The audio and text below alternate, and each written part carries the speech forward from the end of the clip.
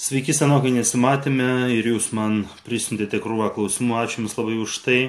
Pasiteisinsiu, kodėl nesimatėme. Aš 3 savaitės buvau Afrikoje, Namibijoje. Ten būdamas baigiau savo kelintą knygą, 4. knygą Tobulesnis kūnas. Ji bus išleista prieš Kalėdas ir ji bus kaip mano pačios pirmos knygos Tobulas kūnas tęsinys. Į tą Tobulesnį kūną sudėjau visas temas, kurių, net ne visas temas, bet yra temas, kuriamis nekalbėjau, apie kurias neparašiau, klausimai, kuriais nekalbėjau ir apie kuriuos neparašiau pirmoje knygoje, nes tokių atsirado.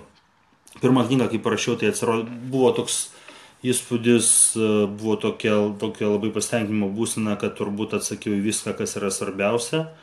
Ir tada vėliau, kai laikas ėjo ir gavau jūsų klausimus ir žmonių, su kuriais salėje sutinku ir panašiai klausimus, ir jie sakė, kad knygoje dar nerado atsakymo į tą klausimą arba į aną klausimą ar taip toliau, ir tada iš tų visų dalykų, apie kuriuos prieš tai nebuvau kalbėjęs, susidarė dar temų krūva, kurias sudėjau. Ir palaukit sekundėlę, aš išjungsiu vibratorių telefono, kad dabar neišeis tiek to, iš kurių susidarė didelė medžiagos apimtis ir išėjo dar viena knyga. Ir dabar, kai ją pabaigiau ir kai atidaviau, dabar jau vėl blaivių protų suprantu, kad ko gero vėlgi nesakiau į viską, kad po to atsiras dar naujų temų ir dar naujų klausimų ir taip toliau, bet tai nėra blogai, tada vėl toliau turėsiu ką rašyti, svarbu, kad poreikis toks būtų. Ir kas dar vyko mano gyvenime, dar tada Afrikoje sudalyvavau varžybose Namibijos sostinėje Vinduke. Ten laimėjau pirmą vietą sunkaus svorio kategorijoje. Kalbu apie tai be labai didelio entuziazmo, nes viena vertus pats rezultatas geras, kita vertus, taip kaip aš atrodžiau, aš nebuvau labai patenkintas. Ir apie tai smulkiau papasakosiu vėliau, atskirą video apie tai padarysiu ir apie tai dar parašysiu. Nenoriu dabar šiuo momentu labai daug apie tai plėstis. Ir po tų varžybų, kaip bebūtų tada, dabar 18 dienų praėjo, aš nesitreniravau, padariau pertrauką, nes pertraukos tokios ilgą laiką neturėjau, daugiau negu metus, daugiau negu 1,5 metų, man atrodo, treniravausi iš viso be jokio poilsio, ir šitą pertrauką, manau, man išėjo į naudą. Ir šiandien padariau pirmą treniruotę po tos pertraukos ir atėjęs į salę labai gerai jaučiausi, buvau labai pasilgęs salės, pasilgęs svorio, ir dabar bus vėl malonu grįžti į tą patį ir treniruočių, ir mitybos režimą. Tai tiek vyko mano gyvenime. Ir dabar perinu jau prie jūsų klausimų. Beje, iš anksto dabar dar prieš pradėdamas atsakinėti klausimus noriu padėkoti savo bičiuliui, ortopedui Tomui Indrilioniui, kuris jau čia kelintą iš eilės mano transliaciją, ir jisai prisijungia, jisai taip labai maloniai padeda ir atsako į vieną ar kelis klausimus tų žmonių, kurie tos klausimus užduoda, ir klausimus, kurie yra tiesiogiai susijęs su Tomo darbu. Ir čia vienas toks klausimas buvo, kai vaikinas vardu Airidas klausė, klausimas skamba taip, žodžiu: darydamas pritūpimus 90 laipsnių kampu jaučiu kelio sąnario skausmą, bet įtūpiu iki pat galo, tada skausmų nebūna, ar prarandu kažką tūpdamas iki galo. Ir tada Tomas atsakė, kad tu rasiu atsakymą, nes čia labai tokia ilga diskusija. Žodžiu, kad jam dabar net nerasiu, kad jam reikia pasidaryti magnetinį rezonansą. Tai čia kalbant iš medicinės pusės, kalbant iš treniruočių pusės, komentuojant pagal kultūrizmo vadovėlius ir bendrą tokią, sakykime, kultūrizmo teoriją, yra rekomenduojama tūpti iki tol, kol šlaunys yra horizontalioje padėtyje. Jeigu čia yra blauzda, jūs tūpėte, šlaunys yra horizontalioje padėtyje, ir toliau giliau tūpti negalima arba nereikia, nes neva tai yra per didelis apkrovimas nugarai ir per didelis apkrovimas keliams. Ir daugeliu atveju taip yra, jeigu sportininko lankstumas nėra pakankamas. Jeigu sportininko lankstumas yra didelis, pirmiausia, čiurnų lankstumas, galinė šlaunų dalies, sėdmenų ir apatinės nugaros dalies, tada sportininkas gali tūpti labai žemai, faktiškai iki pat apačios sėsti, iki tol, kol beveik dvigalvi šlaunies rūmų arba sėdmenys jau liečia blauzdą. Bet vėlgi, tada pabrėšiu, tai gali daryti tik tai sportininkai su labai dideliu lankstumu, ir paprastai sunkiaatlečiai, štangistai visada tūpia iki galo. Bet štangistai paprastai ir yra daug lankstesni negu kultūristai, dėl to, kad štangistai lankstumui skiria labai daug dėmesio, lyginant su kultūristais, arba su tais, kurie bent mėgėjiškai užsiminėja kultūrizmu, bet čia yra jau tų kultūristų arba mėgėjiškai užsiminėjančių kultūrizmu toks trūkumas ir suvokimo trūkumas pirmiausia. Taigi, turint didelį lankstumą galima tūpti žemai. Gerai. Sandros klausimas. Gal galite pakomentuoti kūno temperatūros ryšį su treniruotėmis? Pastebėjau, kad kai kada po treniruočių kūnas atrodo įkaitęs, iš vidaus naktį miegoti būna karšta, ypač tai pastebima po kojų treniruotės. Ar gali kūno temperatūra po treniruotės pakilti ir nesumažėti pusę paros? Koks temperatūros padidėjimas gali būti laikomas normaliu, kada reiktų sunerimti? Sandra, teoriškai temperatūra gali pakilti ir iki 40 laipsnių. Tai priklauso nuo treniruotės intensyvumo, nuo keliamų svorių, nuo to, kiek pakartojimų atliekama, kiek kelsimasi tarp serijų, kokia intensyvi treniruotė, kiek ilgai jinai trunka, kokia yra temperatūra salėje, kaip jūs šiltai esate apsirengusi, kiek vandens geriate. Nes kuo daugiau gerite, tuo tada reiškia smarkiau save vėsinate. Vis teoriškai ta temperatūra, kūno temperatūra po treniruotės turėtų nukristi per 30-60 minučių. Tai yra neturėtų likti labai ilgai. Kitas dalykas, dėl ko gali pakilti kūno temperatūra po treniruotės, tai jeigu po treniruotės vartojate daugiau negu jums reikėtų angliavandenių, dėl to, kad angliavandeniai taip pat gali pakelti kūno temperatūrą. Ir aš iš savo patirties taip pat žinau, jeigu, sakykime, yra atliekama treniruotė ar po treniruotės valgomas cheat meal arba tą dieną daroma cheat day, tai irgi labai akivaizdžiai, net nematuojant, bet labai jaučiasi netgi, kad kūno temperatūra yra smarkiai pakilusi, yra atsigulus miegoti, yra karšta ir netgi, sakykime, žiemą, rudenį išėjusi į lauką, jeigu tą dieną, kai valgoma daug angliavandenių ir ypatingai paprastų angliavandenių, kūno temperatūra būna labai akivaizdžiai pakilusi. Gali būti dėl to, pabandykite po treniruotės, nes, kaip suprantu, treniruotės arba antroje dienos pusėje arba vakare, galbūt visiškai nevalgyti angliavandenių ir gali būti, kad tai padės. Gerai, Egidijus. Labas, Andriau, ar baltymų kokteilį sumaišytą su vandeniu organizmas priima kaip skystį? Ne, Egidijau, iš tiesų organizmas kaip skystį priima tik tai vandenį ir tik tai žalią arbatą. Dėl to, kad baltyminis kokteilis, net jeigu tai yra sumaišytas su vandeniu, net jeigu yra skystas arba jame yra daug vandens, vis dėlto tai yra maistas, dėl to, kad jisai turi baltymus, turi ten gramą ar kelis gramus riebalų ir angliavandenių ir turi kalorijas. Tai jau nėra skystis, tai yra maistas, jį reikia virškinti. Skystis yra tas dalykas šiuo supratimu, kurio organizmui nereikia virškinti. Vaidas. Labas, Andriau, esu ektomorfas, žinau, kad nugaros pločiai reikalingi pristraukimai laikant skersinėje rankas plačiai, bet pristraukinėjant rankomis plačiai skauda pečių sąnarius, tarytum laužtų juos. Ar siauriau darydamas galimas panašus nugaros rezultatas negu plačiai paėmus ir ar spėja raumenys atsigauti treniruojantis ne kas antrą dieną? Esu pradininkas, atsportuoju 3 kartus į savaitę, antradienis, trečiadienis, penktadienis, tiesiog kitaip neišeina, labai ačiū. Ačiū, yra keli klausimai viename. Gerai, pirmiausia, kadangi esate ektomorfas ir keliate savo tikslą padidinti raumenų apimtis ir šiuo atveju dar ir nugaros plotį, tai labai teisingas sprendimas yra tas, kad labas Mindaugai, Mindaugas yra mano, pamačiau mane stebi, Mindaugas yra mano grupiokas, kai mes studijavom istoriją Vilniaus pedagoginiam universitete, kuris vadinasi Lietuvos edukologijos universitetas. Man labai malonu, kad jisai žiūri, jisai gyvena Londone. Gerai, grįžtu prie klausimų tada. Labai gerai, kad atlikinėjate pristraukimus, nes jokie pratimai, netgi vertikalius, jokios traukos arba pristraukimai graviton treniruoklyje, tai yra tas treniruoklis, ant kurio padedate kelius arba atsistojate ir kurie padeda pristraukinėti, negali pakeisti pristraukimų su savo kūno svoriu. Dabar dėl pačio paėmimo. Tradiciškai optimaliausių paėmimų yra laikomas paėmimas, kuomet rankos su vertikalia linija arba su horizontalia linija sudaro 45 laipsnių kampą. Čia yra vertikalia linija, ne? Ir mano ranka turi sudaryti 45 laipsnių kampą su vertikalia linija.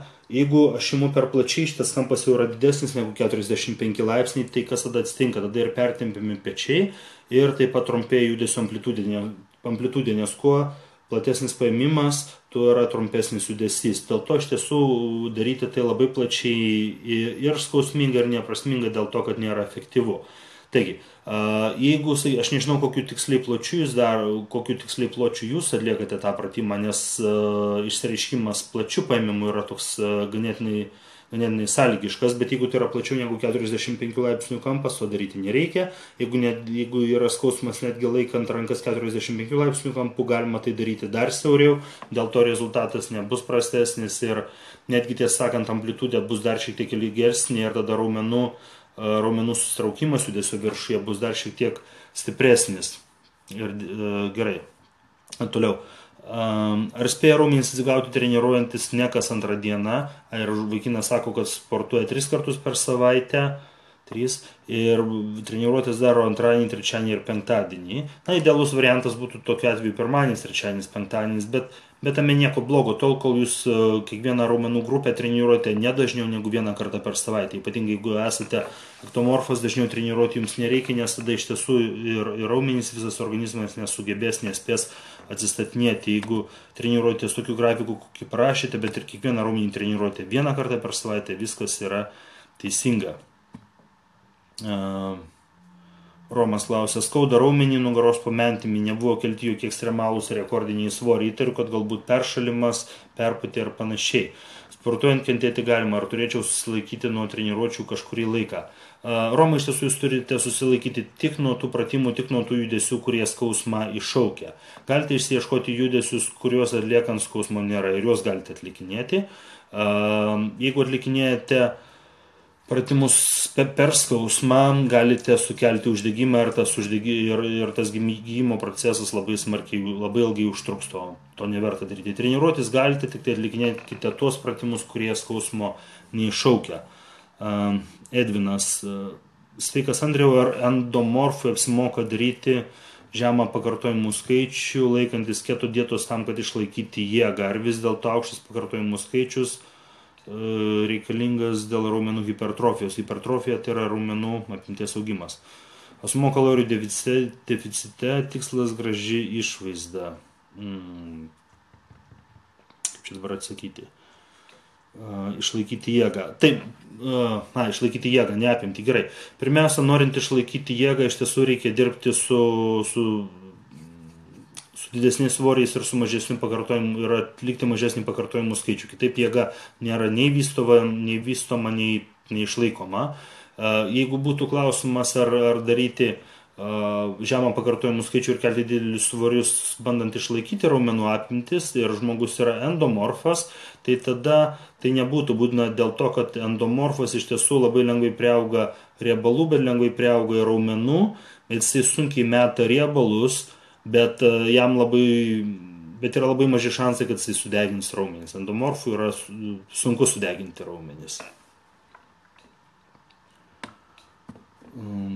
Karolis, sveiki Andriau, prieš kelis metus turėjau nugaros traumą, 5 slankstelio stres lūžis. 5 slankstelis čia turi žmogus turbūt omeny asmeninę nugaros dalį L5 slankstelį, kurios padarinius jaučiu iki šiol, ypač po stipraus fizinio kontakto. Norėjau jūsų paklausyti, kokius pratimus rekomenduotumėte atlikti nugaros stiprinimui esant tokiai problemai. Dėkoju už atsakymą. Karliui, kai jūs prašėte stipraus fizinio kontakto, tai gali būti, kad aš klystu, bet man kyla įtarimas, kad jūs užsiminėjate kokiamis nors šakomis, kuriuose yra, pavyzdžiui, komandinės sporto šakos, krepšinis, futbolas, tinklinis. Daugelį jų yra ne tik atbėgimas ir šokimas, kuris sukelia kompresinį krūvį spaudimą, juosmeninį stuburo dalį ir jums tokiu atveju to nereikėtų daryti. Ir užsiminėti kovos menais irgi daugeliu atveju, tai yra jūsų atveju yra pavojinga. Geriausias vis dėlto ir saugiausias sportas dabar ir būtų treniruotė su svoriais. Kokius pratimus rekomenduotumėte atlikti nugaros stiprinimui esant tokiai problemai? Rekomenduočiau atlikti nugaros pratimus gulint ant kilimėlio.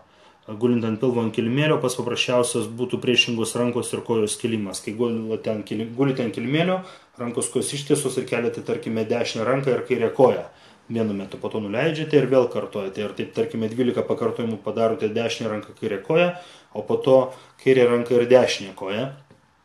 Jeigu šitas variantas yra per lengvas, galite gulėdamas ant kilimėlio, taip laikydamas rankas, tik tai atkilinėti krūtinę ir galvą. Galima atkilinėti ir krūtinę, ir galvą, ir rankas, ir kojas. Tada gausis toks kaip laivelis.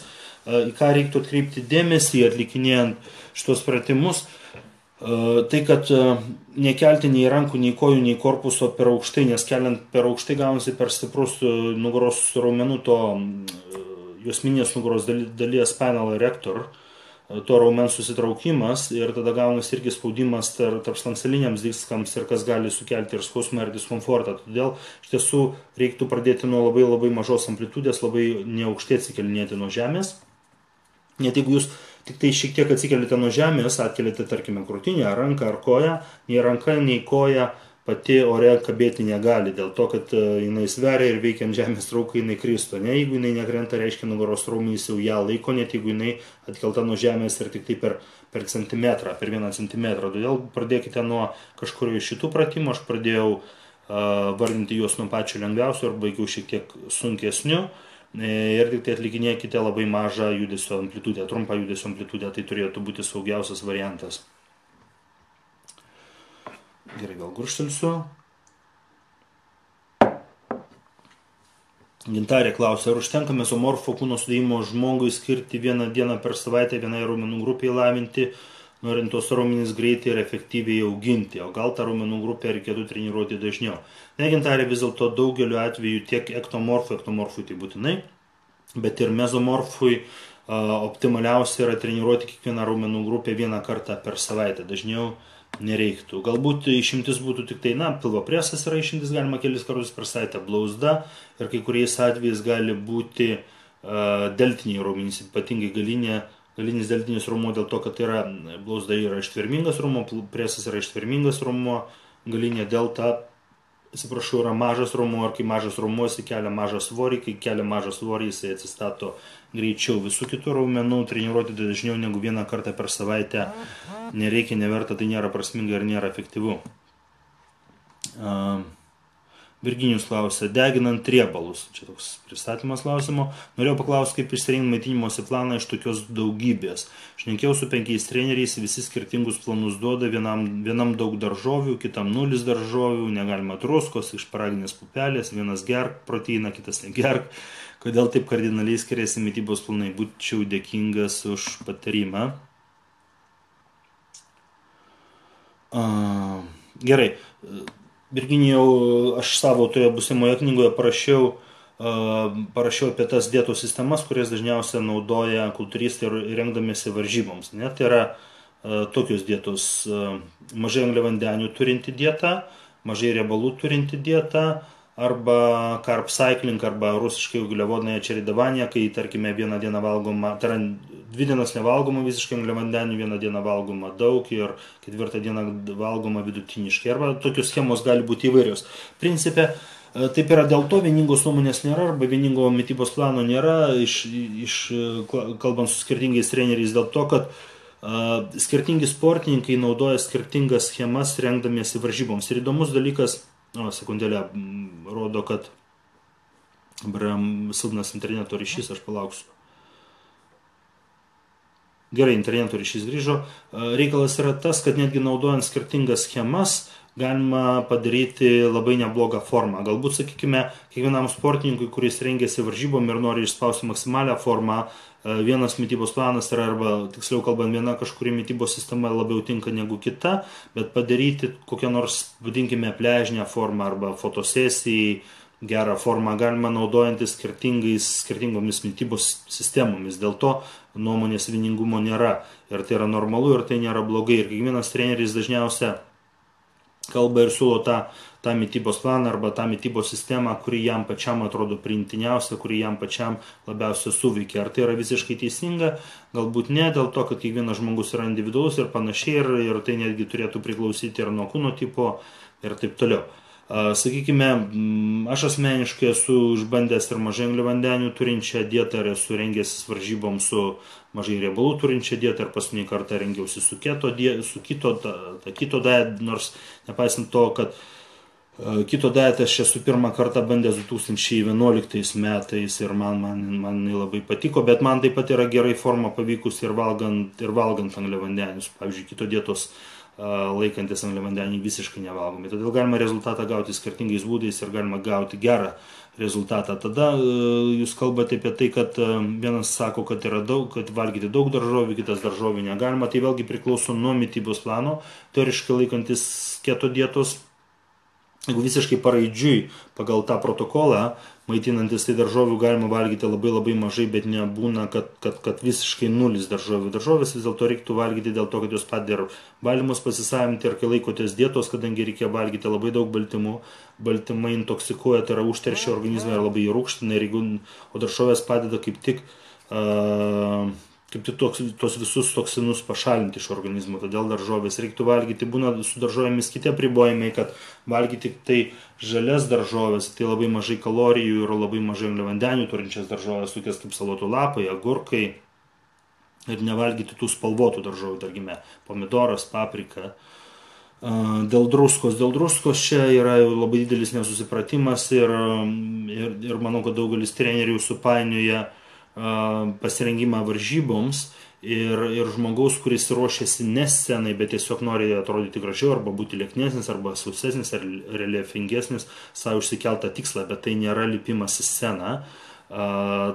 Iš tiesų, treniruojantis su svoriais ir apskritai šiek tiek druskos vartoti reikia. Žalingas yra druskos perteklius dėl to, kad jisai kaupia, vienas dalykas kaupia vandenį šiek tiek, organizme daugiau vandens sukaupia ir tai iššaukia tada šiek tiek aukštesnį kraujo spaudimą. Tai yra šiokius tokius blogus šalutinius poveikius gausus druskos vartojimas turi. Bet šiek tiek naudoti druskos vis tiek reikia, netgi laikantis dietos. Tas šiek tiek irgi yra sąlygiškas tiem, kurie daugiau treniruojasi arba intensyviau, arba daugiau prakaituoja, ar gyvena kažkokiose sąlygose, kur yra karščiau, reikia naudoti daugiau druskos negu kitiem, bet visiškai druskos atsisakyti nereikia. Dėl proteino, dėl tos nuomonės irgi skiriasi, dėl to, kad proteinas kaip maisto papildas jisai vis tiek turi šiek tiek konservantų, ir konservantai šiek tiek irgi užlaiko vandenį organizme, bet vėlgi tada ar gerti ar negerti, tai priklauso nuo tikslo. Jeigu ruošiatės į varžybą, reikalinga maksimali forma, tada galima atsisakyti ir proteino ir valgyti tik tai maistą ir neturėti jokių konservantų gaunamų su maistu, bet jeigu norite tik tai šiaip būti gražesnis, lieknesnis, tai tada aš nematau, kodėl proteinas galėtų tam trukdyti. Gerai, tada galvosiu, kad atsakiau į klausimą. Edvinas, vėl panašaus pobūdžio klausimas, bet dabar jau ne apie mitybą, o treniruotes. Niekaip nesuprantu, vienas treneris sako vienaip, kitas vėl kitaip. Tarkim, vienas rašo, kad kol netupsi su daug svorio, tol kojų neturėsi didelių, o kitas sako, kad su dideliu svoriu nieko nebus, tik sugadinsi taliją, liemenį, rodo, kad reikia su nedideliais svoriais daryti kojas, bet po daugiau pakartojimų. Patarkit, Andriau, kaip iš tikrųjų daryti. Aš esu aukštas ir visą gyvenimą buvau labai kūdas, man iš vis svoris auga labai lėtai ir sunkiai, todėl nežinau, kieno klausytis. Postscriptum ar pakartojimų skaičius auginant masę turi reikšmę. Edvinai, čia vėlgi nėra vieningo atsakymo. Viena vertus iš tiesų yra tokia teorija ir daugeliu atveju yra teisinga, kad dideli svoriai reiškia didelius raumenis, ne? Kita vertus galima pažiūrėti į tai, kaip atrodo kultūristų kojos ir kaip atrodo jėgos trikovininkų kojos. Jėgos trikovininkai tupia daug daugiau negu kultūristai. Jeigu, sakykime, kalbame apie vienodo, sakykime, nacionalinio lygio trikovininkus ir kultūristus, bet kultūristai vis tiek turės gražesnės, didesnės, labiau išvystytas kojas, nepaisant to, kad jie tupia su mažesniu svoriu. Dėl pakartojimų skaičiaus yra sąlygiškas dalykas. Pakartojimų skaičius nuo 1 iki 5 jisai labiau lemia raumenų jėgos didėjimą, ne? Arba nuo 1 iki 6. Sakykime, nuo 5 arba nuo 6 kylant į viršų, tai yra daugiau skatinama raumens hipertrofija, tai yra raumens apimties augimas. Dėl to tas, kai sakoma, aukštas pakartojimų skaičius, žemas pakartojimų skaičius yra toks sąlygiškas dalykas. 6 pakartojimai yra gan žemas pakartojimų skaičius, bet jis jau gali skatinti raumenų hipertrofiją. 20 pakartojimų jau yra aukštas pakartojimų skaičius, bet jis irgi skatina raumenų hipertrofiją. Todėl iš tiesų kojos gali augti tiek darant 6 pakartojimus, tiek darant 20 pakartojimų. Kitas yra dalykas, kuris labai svarbus, yra tas vadinamas TUT, angliškai TUT, jeigu lietuviškai time and attention. Tai yra, paprastai kalbant, 20 pakartojimų galima atlikti per 30-40 sekundžių ir 6 pakartojimus galima atlikinėjant labai lėtai atlikti per 30-40 sekundžių. Viena vertus vienoje serijoje buvo 6 pakartojimai, kitoje 20, bet raumuo dirbo arba buvo veikiamas krūvio, buvo veikiamas svorio tą patį laiką, nuo 30 iki 40 sekundžių. Todėl tas pakartojimų skaičius vėlgi yra sąlygiškas dalykas. Aš dabar, matau, čia daug kalbu ir neduodu jom vienareikšmiško atsakymo, dėl to, kad vienareikšmiško atsakymo aš jo nežinau, dėl to, kad jo nėra. Ir daugeliu atveju vėlgi reikia tada bandytis pačiam. Vis tik yra didesnė tikimybė, jeigu jūs esate aukštas ir esate ektomorfas, kad jums 10-12 pakartojimų kojoms ir, sakykime, 6-8 pakartojimų viršutiniai kūno daliai bus geriausias pakartojimų skaičius augimui. Tokia yra didžiausia tikimybė. Ar 100% tai bus, aš negaliu garantuoti. Reikia bandyti. Tokia tikimybė didžiausia. Jeigu tai neveiks, tada jau reikia bandyti aukštesnius arba mažesnius pakartojimų skaičius. Ruslanas, laba diena. Pasakyk, Andriau, kaip tvarkyti su dideliu atsikišusiu pilvu. Žmogus maitinasi beveik teisingai, sportuoja, treniruotė su svoriais ir kardio. Riebalinio sluoksnio didelio tikrai nėra, pilvas kietas, tik didelis galbūt. Tai dėl to, kad vidaus organai apsivėlė riebalais ir šitaip stumia pilvą į priekį. Žmogus pakeitė mitybos įpročių, šiokių tokių spragų yra, reguliariai sportuoja, akivaizdžiai pagerėjo jėga, ištvermė, pamažėjo apimtys ir žmona laimingesnė, bet pilvas, ką patartum, ačiū. Čia, kai sakote, kad yra mažas riebalinis sluoksnis, tai čia sąlygiškas dalykas ir jūs lyginate tą riebalinį sluoksnį greičiausiai su tokiu, kokį žmogus turėjo prieš tai, ir jeigu tai yra jau mažesnis, negu turėjo prieš tai, jums atrodo, kad mažas. Jeigu jūs būtumėte pasakęs, kad matosi, kad pilvo presas matomas, tada aš jau galėčiau daryti išvadą, kad riebalų sluoksnis yra 10-12%, kas tarp sezoninių yra labai geras rezultatas ir tokiu atveju tarp sezoninių tai yra mažas riebalų sluoksnis. Jeigu, sakykime, yra 15% riebalų sluoksnis, tada pilvo presas yra šiek tiek matomas kaip peruka, šiokie tokie fragmentai yra matomi.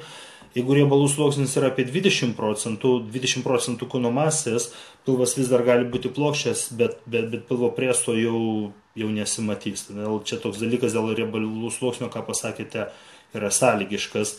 Pilvas yra kietas. Jeigu turite raumenų pilvo, tai gali būti pilvas kietas arba, sakykime, standus, net ir turint 20 ir 25% riebalų masės. Kitas yra dalykas, dėl ko pilvas būna atsikišęs, tai gali būti, kad yra silpni vidiniai pilvo preso raumenys ir vidinio pilvo preso raumenų funkcija yra laikyti vidaus organus ir neleisis jiems stumtis į priekį. Jeigu tie raumenys yra silpni, jie yra netreniruoti arba vidaus organai yra labai smarkiai ištampyti, jie tada ištempinėja pilvą. Gali būti tokia priežastis. Ką daryti? Galima daryti... Principe reikia stiprinti vidinius pilvo preso raumenis. Vienas iš pratimų, paprasčiausias pratimas būtų planka. Kai atsiremiate dilbiais į grindis, galima į puskamulį, tą bosų kamuolį įsiremti, galima į medicinį kamuolį, tada jau pratimas gaunasi sunkesnis ir sudėtingesnis ir šitą pratimą atlikinėti. Važinėjimas ratuku nuo kelių, sakykime, nuo kelių visiškai užtektų irgi vidinius pilvo preso raumenis stiprina. Jeigu žmogus turi santykinai nedidelį riebalų sluoksnį, yra maža tikimybė, kad vidinių riebalų aplink organus, vidaus organus, su vadinamų visceralinių riebalų bus daug. Tokia tikimybė maža. Žilvinas, gerą vakarą, visi vis kalba, kaip atlikti tokį ar anokį pratimą, bet man dabar kyla klausimas, kaip pradėti sportuoti po metų pertraukos, kad atsirastų motyvacija, nespaudžiant štangą ar darant kitus pratimus su daug mažesniais svoriais, nei buvo įprastai daryta, iš karto dingsta motyvacija. ar pradėti nuo labai mažų svorių, ar daryti daugiau kardio, po kiek laiko didinti svorius, ir kitaip tariant, kada jausti, kai kūnas yra pasiruošęs ir nebus traumų, kaip daug parašyta. Ir keliais žodžiais apie mitybą pradedančiam. Mano svoris netikėtai mažas, 75 kg, 1,82 cm. Šiandien jūsų svoris yra normalus, jūs nesate labai sunkus, nesate labai didelių apimčių, jūsų svoris yra normalus. Gerai, trumpai atsakant, tai kaip pradėti treniruotis po metų pertraukos. Jeigu prieš tai turėjote kažkokias raumenų apimtis, pirmiausia, ką jums reikia padaryti, tai atstatyti tas turimas raumenų apimtis, o raumenimas atstatyti nebūtinai yra didelis svoriai, reikalinga yra šiek tiek didesnė treniruotės apimtis, tai yra šiek tiek daugiau pratimų, serijų ir pakartojimų, tam didelių svorių nereikia. Kad raumenų jėga krito metus nestreniruojant, tai yra normalus dalykas ir dėl to pergyventi nereikia, bet kadangi raumenys turi atmintį, ta raumenų jėga, kaip ir raumenų atmintis, labai lengvai ir greitai atsistatys. Ar kardio daug daryti, tai priklauso nuo to, kokį riebalų sluoksnį turite. Pagal jūsų ūgio ar svorio santykį riebalų sluoksnių didelio jūs neturite. Todėl daug kardio jums nereikia, galite daryti 3 kartus po 20 minučių arba 3 kartus po 30 minučių per savaitę, tik tam, kad išlaikytumėte greitesnę medžiagų apykaitą ir sveiką širdį. Ir keliais žodžiais apie mitybą pradedančiajam. Tai čia tikriausiai ne jums, tai pradedančiajam priklausomai nuo tikslų, bet iš esmės tada reiktų pagrindiniai momentai būtų reguliarus valgymas, yra valgyti ne mažiau negu 5 kartus per dieną, optimalus pertraukų ilgis tarp valgymų būtų 2,5 valandos, 2,5–3 valandos, stengtis, kad tarpai tarp valgymų nebūtų ilgesni negu 4 valandos, nes tada jau lėtėja medžiagų apykaita. Tai yra reguliarus maitinimas, būtinai valgyti pusryčius, stengtis, kad pusryčiai būtų vienas kaloringiausių dienos maitinimų, po pusryčių, kaip sakiau, kas 2,5–3 valandas valgyti. Kiekviename valgyme turi būti baltymai ir angliavandeniai ir šiek tiek sveikų riebalų, ir tik tai paskutinėme viename arba 2 dienos valgymuose, tai yra vakare, jau neturi būti angliavandenių, jeigu žmogus nėra labai liesas. Visais kitais atvejais angliavandenių neturi būti, dėl to, kad vakare valgant angliavandenius jau yra didelė tikimybė, kad jie virs kūno riebalais, nes jie yra energijos šaltinis ir jeigu energija yra nepanaudojama, jie yra verčiama kūno riebalais. Marius klausė, ką reikia daryti, kai yra apimčių skirtumas tarp dešinės ir kairės pusės. Rankos skiriasi 1 cm, o didesni raumenys 2–3 cm. Tame tarpe ir krūtinės raumenys nevienodai. Ar išsilygins viskas savaime, ar daryti kažkam tom pusėm papildomai ir kada tai daryti, masės auginimo metu ar iškinant. Noriu geriausia pradėti daryti jau dabar ir geriausia tą daryti masės auginimo metu, dėl to, kad masės auginimo metu yra didesnė augimo tikimybė negu tada, kai ryškinate raumenis. Pagrindinis principas būtų stengtis, kad kiekviena pusė dirbtų nepriklausomai. Tai yra, tarkime, vietoje štangos spaudimo atlikinėti hantelių spaudimą. Dėl to, kad teoriškai, jeigu atliekate štangos spaudimą ir štangos grifas sveria, tarkime, tuščias grifas 20 kg, tai stipresnė pusė gali kelti 11, silpnesnė 9, bet jeigu kiekviena ranka paimsta po 10 kg hantelius, tai kiekviena ranka kels po 10 kg, bet silpnesniai rankai, tarkime, kairiai, 10 kg bus didesnis svoris negu dešiniai, dėl to jos progresas jėgos ir apimties bus šiek tiek didesnis ir greitesnis negu dešinės, ir taip didėja tikimybė, kad silpnesnė pusė pavys stiprėja. Ir taip galima daryti su visais pratimais arba su daugeliu pratimų, tarkime, spaudimus atlikinėti ne su štangos, su hanteliais. Ir netgi kai naudojotės treniruokliais, yra daugybė treniruoklių, kuriuos galima pasirinkti, kuriuose kiekviena pusė dirba atskirai. Jeigu negalima pasirinkti, tada galima, sakykime, atlikti seriją vienai pusėje, atlikti seriją kitai. Treniruojant kojas, kai atliekate, tarkime, kojų tiesimą, galite dirbti vieną koją iš pradžių, atlikti reikiamą pakartojimų skaičių, po to reikiamą pakartojimų skaičių kojų tiesimo kita koja, lygiai taip pat su kojų lenkimu ir spaudimu kojomis ir įtupstais, netgi su blauza. Faktiškai kiekvieną raumenų grupę galima treniruoti, kiekvieną pusę treniruojant atskirai. Tai toks būtų pagrindinis principas. Pakartojimų skaičius gali būti tas pats, svoris gali būti tas pats, tiesiog silpnesnė pusė turės dirbti smarkiau tam, kad tą patį atliktų, ir tada, kai seriją pradedate, geriau pradėkite nuo silpnesnės pusės. Tarkime, Jeigu atliekate kojų spaudimą ir kairė pusė yra silpnesnė kairė koja, pradėkite nuo kairės kojos, svoris gali būti tas pats, kairė koja atliekate 10 pakartojimų, jeigu dešinė koja jaučiate, kad po 10 galite atlikti dar 2, tiesiog sustojate ties tos 10 pakartojimų, tai yra stipresnė koja darote lygiai tiek pat, kiek darote silpnesnė ir svorį ir pakartojimų skaičių pasirenkate pagal silpnąją pusę. Agnes klausė, labai įdomintų toks klausimas, kokius pratimus rekomenduotumėte ir kokių nepatartumėte atlikti, jeigu skauda apatinę nugaros dalį.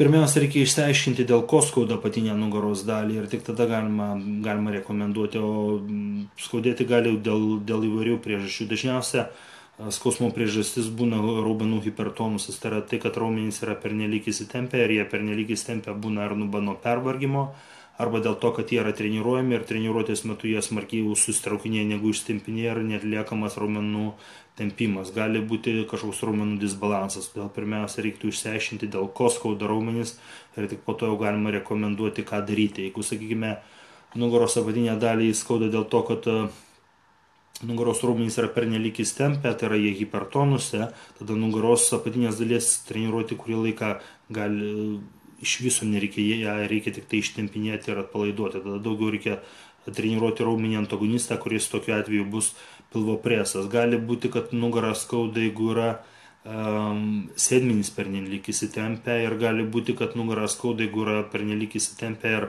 lankstumo trūksta galinį išlaunės dalį, tai yra dvigalviai išlaunės raumenys, dėl to, kad šitie raumenys jie dirba juosminė nugaros dalis, sėdmenys ir galinė išlaunų dalis, šitie raumenys dirba kaip grandinė ir jeigu vienas yra įstempęs arba net pakankamai elastingas, vienas iš tų 3 raumenų, tada gali atsirasti nugaros skausmas arba nugaros nuovargis. Tai.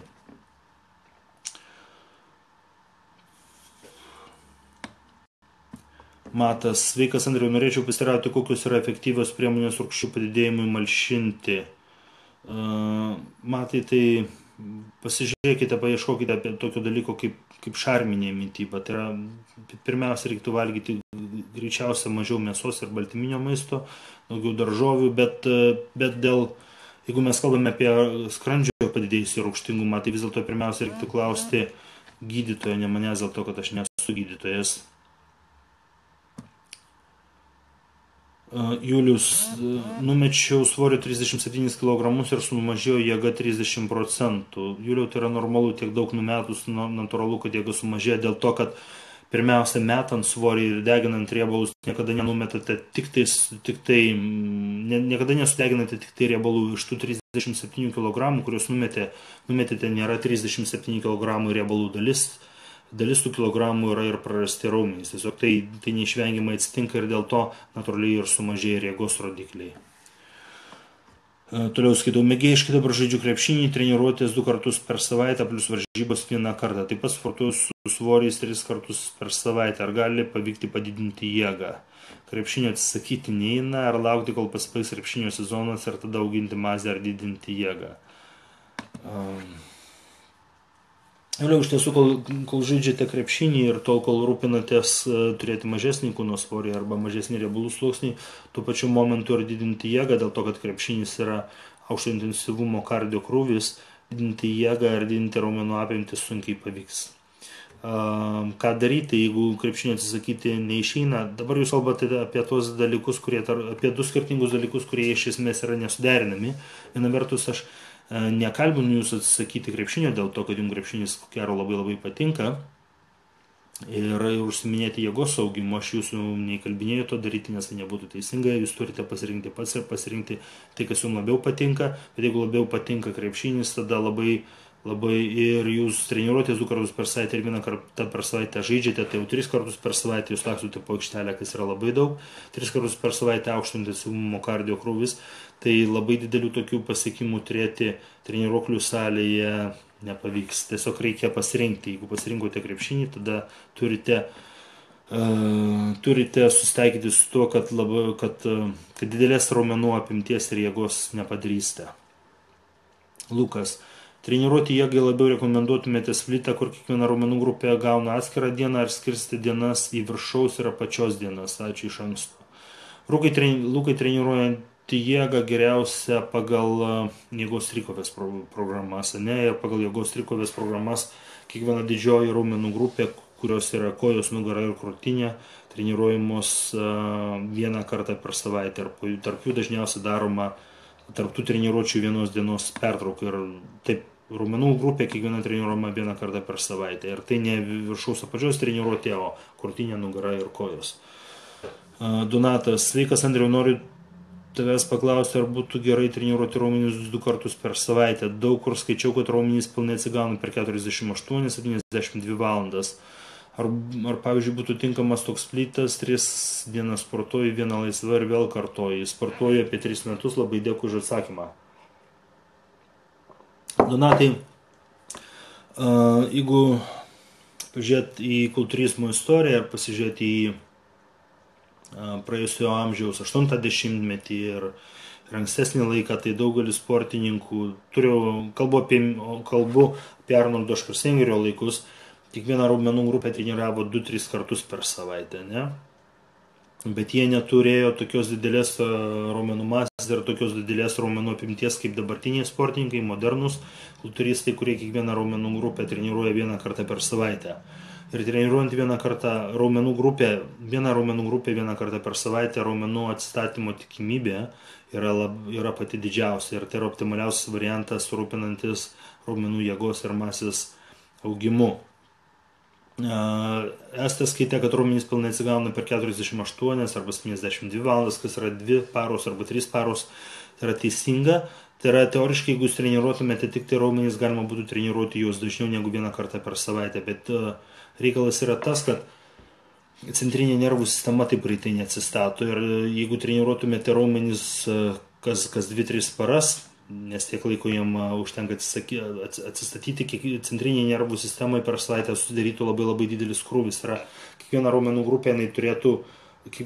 grupė turėtų 2 kartus per savaitę vietoj 1 karto per savaitę siūsti stiprius impulsus, susitraukinėti. Ir centrinės nervų sistemos pervargimas dažniausia, o ne raumenų pervargimas ir ne raumenų atsistatymas yra ribojantis faktorius, dėl ko turime treniruoti 1 kartą per savaitę, o ne kelis kartus.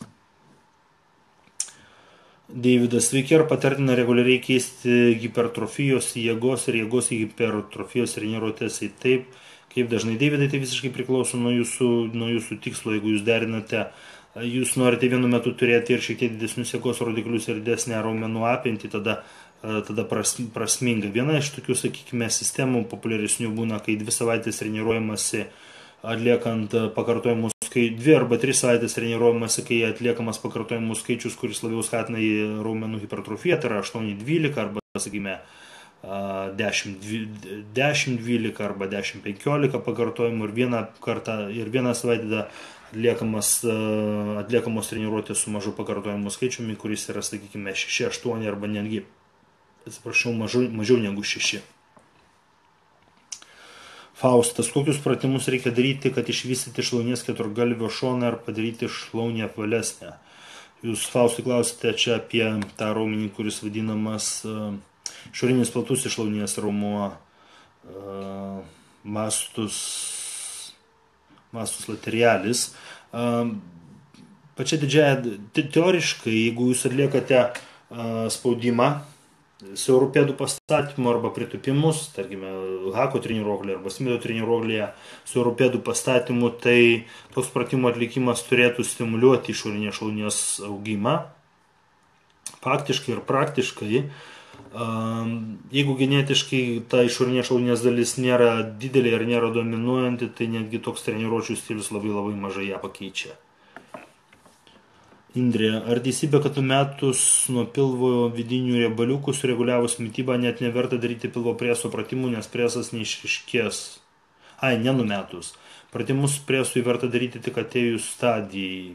Numetus riebalus, ryškinant raumenį. Indrė, reikalas yra tas, kad iš tiesų Tol, kol nesutvarkyta mityba, nesvarbu, kiek pratimų pilvo preso jūs atlikinėsite, kiek daug arba kiek dažnai pilvo preso raumenys nebus matomi. Ir atvirkščiai, sutvarkius mitybą ir sudeginus riebalų sluoksnį, nepaisant to, darysite pilvo preso pratimus ar nedarysite pilvo preso pratimų, pilvo presas išiškės. Čia yra teisybė.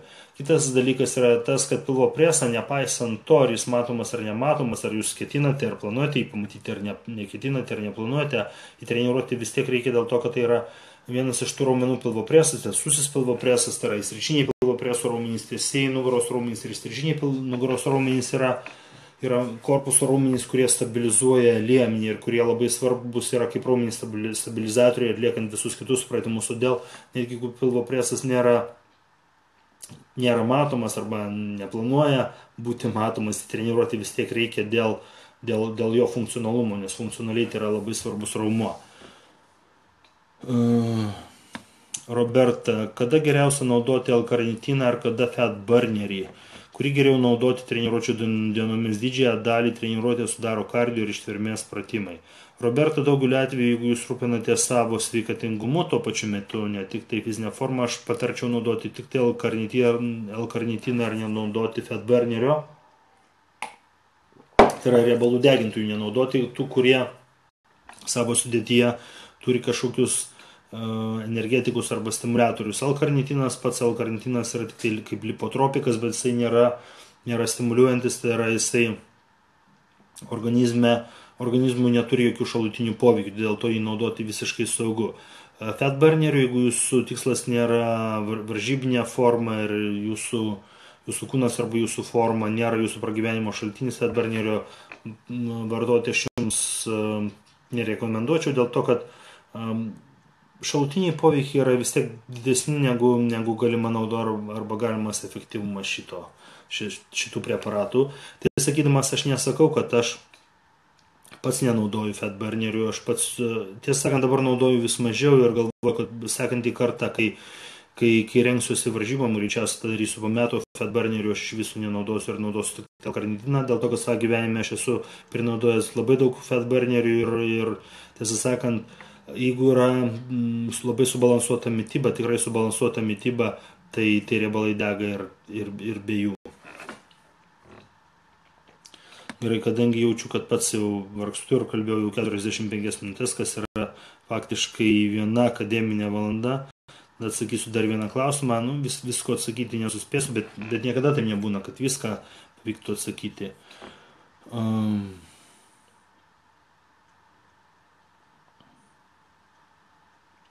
Geras klausimas. Vainius klausia. Labas, Andriau, norėjau paklausyti tavęs dėl raumenų masės auginimo ir kaip geriau tai daryti. Turiu viršsvorio kokį 15 kg ir geriau dabar auginti raumens masę ar atsikračius tų 15 kg ir kada pradėti. Vainių reikalas yra tas, kad augindamas raumenų masę jūs taip padidinate ir kūno svorį. Kai didėja kūno svoris, tada didėja krovimas ir stuburui, ir širdžiai, ir visiems nariams, ir visoms vidaus organų sistemoms. Ir tai nėra sveika, ir didėja ir kraujo spaudimas. Ne? Todėl mano siūlymas pirmiausia būtų numesti viršsvorį ir tada pradėti auginti raumenų masę. Tai būtų sveikatai geresnis variantas. Gerai, ačiū visiems, kurie žiūrėjote, atleiskite, kad nesakiau į visus klausimus. Iš tiesų dar pats negalvojau, kad tai bus, bet neužilgo po to, kai pradėjau kalbėti, kad man kalbėti šiandien dar yra sunku, galbūt dar veikia tai, kad tik neseniai, reikia sakyti neseniai, taisyklingai lietuviškai, atskridau, skrydis, tiesą sakant, truko su visais persėdimais ir taip toliau 25 valandas, nuo vienos dienos 13 valandos iki kitos dienos 14 valandos ir pasirodo, kad dar tas nuovargis man šiek tiek jaučiasi. Atleiskite, jeigu kalbėjau šiek tiek ir liežuvis man pinėsi ir ne viskas buvo sklandžiai, kitą kartą pasitengsiu tai padaryti geriau. Ačiū, kad žiūrėjote, likite sveiki.